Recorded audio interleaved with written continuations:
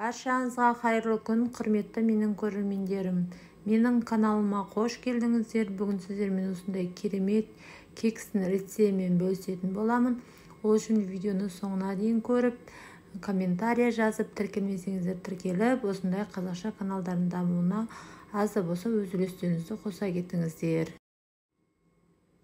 Осындай таза ыдысымызға 3 жұмыртқамызды жарып, осылай жақсылап миксерлеп бірінші араластырып алатын боламыз.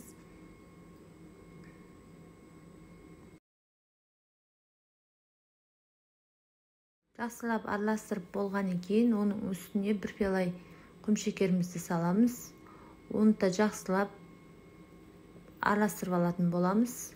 Өздеріңіз көріп тұрғандай жақсылап араластырамыз. Осы рецептпен жасасаңыздар өте керемет болып шығады. Кекстеріңіз міндетті түрде жасап көруге кеңес беремін.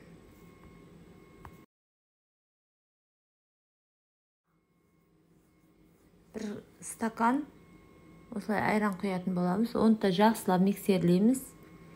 Қанша мөлшерде, қанша кететін официанияда жазып кететін боламын. Бір пиала май көп болады, соның жартысын ғана қосатын боламыз. Жақсылап миксерлеп, жақсылап араластыратын боламын.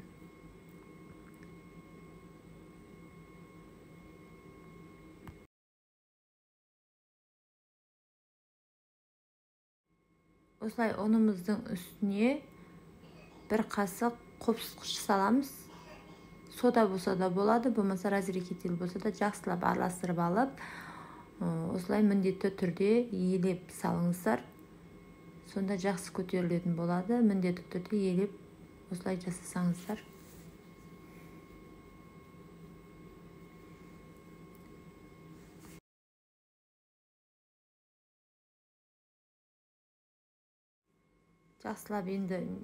Жақсылап миксерлеп, жақсылап араластыратын боламыз. Өте керемет рецепт екен. Міндетті түрде жасап, менің каналыма тіркелмесеңіздер тіркеліп, осындай қазақша каналдардың дамуына аз да болса өз үлестеріңізді қоса кетіңіздер. Осылай сұйықтығы осындай болу керек, шілек қою емес, шілек сұйық емес, осындай орташа масса дайындаймыз. Енді өзінің қалыптарын жақсылап ішін майлап алып, осылай салып шығатын боламыз.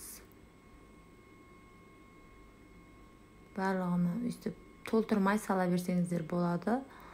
Толса жаңа көтеріліп, тасып кетуі мүмкін. Сол үшін осылай жарты қылып сала берсеңіздер болады.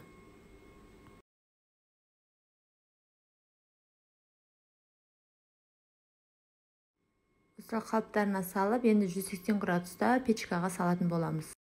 Өздеріңіз көріп тұрғандай өте керемет болып көтеріліп, осылай әдемі кекстеріміз дайын болды. Міндетті түрде жасап көріңіздер. Видеоны ұнаса лайк басып, комментария жазып, тіркелмесеңіздер тіркеліп кетуді ұмытпаңыздар. Назарларыңызға көп рахмет. Қош сау болыңыздар.